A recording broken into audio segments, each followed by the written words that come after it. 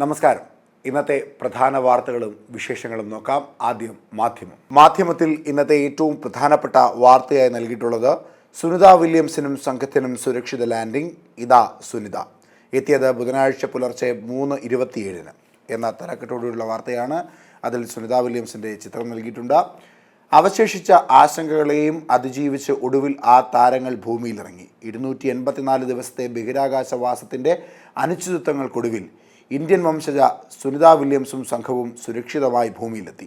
ബുധനാഴ്ച ഇന്ത്യൻ സമയം പുലർച്ചെ 3:27 സുനിതയടക്കം 4 യാത്രികരെയും വഹിച്ചുള്ള സ്പേസ് എക്സിൻ്റെ ഡ്രാഗൺ പേടകം Q9 മെക്സിക്കൻ ഉൾക്കടലിൽ പാരച്യൂട്ടിൻ്റെ സഹായത്തോടെ സോഫ്റ്റ് ലാൻഡിംഗ് നടത്തിയത്. അതിന് തൊട്ടു താഴെയായി വീണ്ടും ആക്രമണം, ഗസയിൽ 27 മരണം എന്ന തലക്കെട്ടോടുള്ള വാർത്ത. ഗസയിൽ തുടരുന്ന ഇസ്രായേൽ ആക്രമണത്തിൽ 27 ഫലസ്തീനുകൾ കൂടി കൊല്ലപ്പെട്ടു. ചൊവ്വാഴ്ച 413 പേർ കൊല്ലപ്പെട്ടതിന് പിന്നാലെയാണ് പുതിയ ആക്രമണം. അതിൽ കിഴക്കൻ ഗസയിലെ ബൈത്ത് ഹാനൂനിൽ നിന്ന് ഒഴിഞ്ഞു പോകുന്ന കുഞ്ഞുങ്ങളടക്കമുള്ളവരുടെ ചിത്രവും അതിനോടൊപ്പം നൽകുന്നുണ്ട്. ചർച്ചയ്ക്ക് തയ്യാറെന്ന് ഹമാസ് പറഞ്ഞതുമായി ബന്ധപ്പെട്ടൊരു തലക്കെട്ട് നൽകിയൊരു കോളം കൂടി അതിനോടൊപ്പം ഉൾപ്പെടുത്തുന്നുണ്ട്.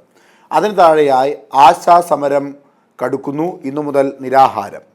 മണിക്കൂറുകളുടെ ഇടവേളയിൽ നടന്ന 2 ചർച്ചകളും പരാജയം. ഓണറേറിയം വർദ്ധിപ്പിക്കുക, പെൻഷൻ ആനുകൂല്യം ഏർപ്പെടുത്തുക തുടങ്ങിയ വിഷയങ്ങളിൽ മണിക്കൂറുകളുടെ ഇടവേളയിൽ നടന്ന 2 ചർച്ചകളും പരാജയപ്പെട്ടതോടെ സമരം കടുപ്പിക്കാനൊരുങ്ങി ആശാവർക്കർമാർ. സെക്രട്ടേറിയറ്റിന് മുന്നിലെ സമരം 38ാം ദിനത്തിലേക്ക് പോയപ്പോഴാണ് സർക്കാർ 2ാം ഘട്ട ചർച്ചയ്ക്ക് തയ്യാറായത്. ഈ വാർത്തയ്ക്കും വലിയ പ്രാധാന്യം നൽകുന്നുണ്ട് മാധ്യമം.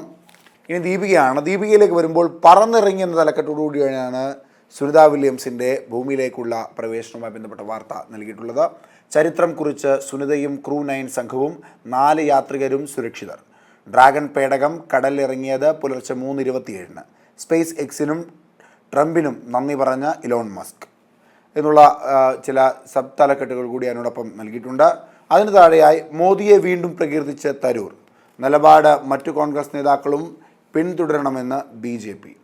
റഷ്യ യുക്രൈൻ യുദ്ധത്തിൽ പ്രധാനമന്ത്രി നരേന്ദ്രമോദി സ്വീകരിച്ച സമീപനത്തെ പ്രകീർത്തിച്ച് മുതിർന്ന കോൺഗ്രസ് നേതാവും MPയുമായ ശശി തരൂർ. യുദ്ധം പൊട്ടിപ്പുറപ്പെട്ടപ്പോൾ ഇന്ത്യ എടുത്ത നിഷ്പക്ഷ നിലപാടിനെ വിമർശിച്ചതിൽ ഖേദമുണ്ടെന്ന്, ആ നിലപാട് മൂലമാണ് രാജ്യത്തിന് സമാധാനം ഉറപ്പാക്കുവാനുള്ള ശ്രമങ്ങൾ നടത്താൻ കഴിയുന്നതെന്നും തരൂർ ന്യൂഡൽഹിയിൽ നടന്ന റെയ്സീൻ ഡയലോഗിൽ പറഞ്ഞു. അതിന് വലതുവശത്തായി കശുവണ്ടി അഴിമതി കേസ് പ്രതികളെ പ്രോസിക്യൂട്ട് ചെയ്യാൻ സർക്കാർ തീരുമാനം ആരാഞ്ഞ് ഹൈക്കോടതി എന്ന തലക്കെട്ടിലുള്ള ഒരു വാർത്തയുണ്ട്. കശുവണ്ടി ഇറക്കുമതി അഴിമതി കേസിൽ പ്രതികളെ പ്രോസിക്യൂട്ട് ചെയ്യുവാൻ അനുമതി തേടി സമർപ്പിച്ച അപേക്ഷയിൽ സർക്കാർ തീരുമാനം ഈ മാസം 25-നകം CBIയെ അറിയിക്കണമെന്നും ഹൈക്കോടതി. വ്യവസായ വകുപ്പ് principal secretary APM Muhammad Hanish ഇന്നലെ ഓൺലൈനായി ഹാജരായി നൽകിയ വിശദീകരണത്തെ തുടർന്നാണ് ജസ്റ്റിസ് കൗസർ എടപ്പകത്തിൻ്റെ ഉത്തരവ്. അതിന് താഴെയായി വിഴിഞ്ഞം ഭൂഗർഭ റെയിൽവേ പാത നിർമ്മാണത്തിന് അനുമതി എന്നുള്ള വാർത്തയ്ക്ക് വലിയ പ്രാധാന്യം നൽകുന്നുണ്ട് ദീപിക. മാവേലിനാട് എന്ന കാർട്ടൂണിൽ കോൺഗ്രസ് പാർട്ടി പ്രചാരണത്തിന് AI സാങ്കേതിക വിദ്യ ഉപയോഗിക്കും. നമ്മുടെ AI ഗ്രൂപ്പുകൾ ഒറ്റക്കെട്ടായി നിൽക്കുവാനുള്ള സാങ്കേതിക വിദ്യയാണ് നമ്മൾ കണ്ടെത്തേണ്ടതെന്നുള്ളതാണ് ആ കാർട്ടൂണിൻ്റെ തലക്കെട്ടായി നൽകിയിട്ടുള്ളത്. ചർച്ച പരാജയപ്പെട്ടു, നിരാഹാര സമരവുമായി ആശാവർക്കർമാർ എന്ന തലക്കെട്ടുള്ള വാർത്തയ്ക്ക് വലിയ പ്രാധാന്യം നൽകുന്നുണ്ട് ദീപിക. കേരള കൗമുദിയും സുനിത വില്യംസിൻ്റെ വാർത്തയ്ക്ക് വലിയ പ്രാധാന്യം നൽകുന്നു. ബഹിരാകാശ ഇതിഹാസം ഭൂമിയുടെ മടിയിൽ സുരക്ഷിതമായി സുനിത, 1 മണിക്കൂറിനുള്ളിൽ പുറത്തേക്ക് എന്നുള്ളതടക്കമുള്ള തലക്കെട്ടുള്ള വാർത്തകൾ നൽകുന്നു. കേരള കൗമുദി ആദ്യ പേജിൽ ഏറ്റവും മുകളിൽ മന്ത്രിസഭയുടെ പച്ചക്കൊടി, വിഴിഞ്ഞത്തേക്ക് റെയിൽ തുരങ്കം 2028 പൂർത്തിയാകും. ടണൽ 25-35 മീറ്റർ താഴ്ചയിൽ, മുകളിൽ നിർമ്മാണങ്ങളാവാം. 10.7 കിലോമീറ്റർ പാതയുടെ മൊത്തം നീളം, 9.2 കിലോമീറ്റർ ടണൽ നീളം. പാതയുടെ തുടക്കം ബാലരാമപുരം മുടവൂർപ്പാറയിൽ, 150 മീറ്റർ അടുത്ത് തുറമുഖത്ത് ടണൽ അവസാനിക്കുന്നത്. റെയിൽവേ പാതയുടെ 70% ബാലരാമപുരം വിഴിഞ്ഞം റോഡിന് അടിയിലൂടെ. 35 മിനിറ്റ് ഈ പാതയിലൂടെ ചരക്ക് നീക്കത്തിന് അടക്കമുള്ള വിവരങ്ങൾ അതിനോടൊപ്പം നൽകിയിട്ടുണ്ട്. അതിന് വലതുഭാഗത്ത് മന്ത്രിയുമായുള്ള ചർച്ചയും പരാജയം, ആശമാരുടെ നിരാഹാര സമരം ഇന്നു മുതൽ എന്നുള്ള വാർത്തയ്ക്ക് വലിയ പ്രാധാന്യം നൽകുന്നു. തലവര എന്ന കാർട്ടൂൺ പരമ്പരയിൽ വഴങ്ങാതെ സർക്കാർ, ചർച്ച പരാജയം, ആശാസമരം തുടരും. ആശതൻ നോവും നിരാശതൻ കണ്ണീരും ആത്മരോക്ഷങ്ങളും പങ്കുവയ്ക്കാം എന്നുള്ളതാണ് ആ കാർട്ടൂണിൻ്റെ തലക്കെട്ട്. ഇനി ജന്മഭൂമിയിലേക്ക് വരുമ്പോൾ ഭൂമിയെ സ്നേഹിച്ച ദേവാംഗന സുനിത മടങ്ങിയെത്തി. സ്വാഗതം ഭൂമിയുടെ നഷ്ടബോധം മാറി. അടക്കമുള്ള തലക്കെട്ടുകൾ ഉൾപ്പെടുത്തി സുനിത വില്യംസുമായി ബന്ധപ്പെട്ട വാർത്തയ്ക്ക് വലിയ പ്രാധാന്യം നൽകുന്നു. ചർച്ചകൾ വിഫലം, ഇന്നു മുതൽ നിരാഹാരം, പരിഹസിച്ചും ഭീഷണിപ്പെടുത്തിയും മന്ത്രി തിരിച്ചയച്ചു എന്നുള്ള തലക്കെട്ടോടുള്ള വാർത്ത. ആശാവർക്കർമാരുടെ വാർത്തയ്ക്ക് വലിയ പ്രാധാന്യം നൽകുന്ന ജന്മഭൂമി. അതിന് വലതുഭാഗത്തായി പ്രധാനമന്ത്രിയെ പ്രശംസിച്ച് നിലപാടുറച്ച് ശശി തരൂർ എന്ന വാർത്തയ്ക്ക് ഇടം നൽകുന്നു. തുളസിത്തറയിൽ വൃത്തികേട് കാണിച്ചയാൾ മനോരോഗിയല്ല, കേസെടുക്കണം ഹൈക്കോടതി. ഗുരുവായൂരിൽ തുളസിത്തറയിലേക്ക് സ്വകാര്യ ഭാഗത്തെ രോമങ്ങൾ പിഴുതെറിഞ്ഞ അബ്ദുൾ ഹക്കീം മനോരോഗിയല്ലെന്ന് ഹൈക്കോടതി. തുളസിത്തറയിലേക്ക് രോമങ്ങൾ പറിച്ചെറിയുന്നതിൻ്റെ വീഡിയോ സോഷ്യൽ മീഡിയയിൽ ഷെയർ ചെയ്ത ആർ ശ്രീരാജിൻ്റെ ജാമ്യ ഹർജി പരിഗണിക്കുമ്പോഴായിരുന്നു ജസ്റ്റിസ് PV കുഞ്ഞികൃഷ്ണൻ്റെ പരാമർശങ്ങൾ. മതവിദ്വേഷം പടർത്തുന്ന വീഡിയോ പോസ്റ്റ് ചെയ്തെന്ന് ആരോപിച്ചെടുത്ത കേസിൽ കോടതി ശ്രീരാജിന് ജാമ്യം അനുവദിച്ചു. RSS പ്രതിനിധി സഭയ്ക്ക് നാളെ തുടക്കം. 1 വർഷത്തെ ശതാബ്ദി പരിപാടികൾക്ക് രൂപം നൽകും സുനിൽ അംബേദ്കർ. വാർത്താ സമ്മേളനത്തിൽ സുനിൽ അംബേദ്കർ N തിപ്പസ്വാമിയും ഇരിക്കുന്ന ചിത്രവും നൽകിയിട്ടുണ്ട്. ആ വാർത്തയ്ക്ക് മലയാള മനോരമയിലേക്ക് വരുമ്പോൾ ചിരിച്ചു വരവ് എന്ന തലക്കെട്ടോടുകൂടി സുനിത വില്യംസ് ഭൂമിയിലേക്ക് തിരിച്ചു വരുന്ന വാർത്തയ്ക്ക് വലിയ പ്രാധാന്യം നൽകുന്നു. അതിന് വലതുഭാഗത്തായി കണ്ണീർ മടക്കം എന്ന തലക്കെട്ടോടുകൂടി ആശാ വർക്കർമാരുടെ ചർച്ചയ്ക്ക് തീരുമാനമായില്ല, അതുകൊണ്ട് ഇന്നു മുതൽ നിരാഹാര സമരം എന്ന വാർത്തയ്ക്ക് വലിയ പ്രാധാന്യം നൽകുന്നു. പ്രീ പ്രൈമറി ഓണറേറിയം വർധന തടയാൻ സർക്കാർ അപ്പീൽ. പ്രീ പ്രൈമറി അധ്യാപകർക്കും ആയമാർക്കുമുള്ള ഓണറേറിയം മുൻകൂർ പ്രാബല്യത്തോടെ വർദ്ധിപ്പിക്കണമെന്ന ഹൈക്കോടതി വിധിക്കെതിരെ സർക്കാർ അപ്പീൽ നൽകി. അധ്യാപകരുടെ വേതനം 12,500 നിന്ന് 27,500 ആയമാരുടെ വേതനം 7,500 നിന്ന് 22,500 വർദ്ധിപ്പിക്കാനായിരുന്നു സിംഗിൾ ബെഞ്ച് വിധി. ബാലരാമപുരം വിഴിഞ്ഞം റെയിൽവേ പദ്ധതിക്ക് അംഗീകാരം. 1482.92 കോടിയുടെ പദ്ധതി, 9.02 കിലോമീറ്റർ ഭൂഗർഭപാത എന്ന വാർത്തയ്ക്ക് വലിയ പ്രാധാന്യം. മുണ്ടക്കൈ ചോലുമല പുനരധിവാസം, അന്തിമ പട്ടികയിൽ 402 ഗുണഭോക്താക്കൾ. മുണ്ടക്കൈ ചോലുമല പുനരധിവാസ ടൗൺഷിപ്പിനായുള്ള അന്തിമ ഗുണഭോക്തൃ പട്ടികയിൽ 402 ഗുണഭോക്താക്കൾ.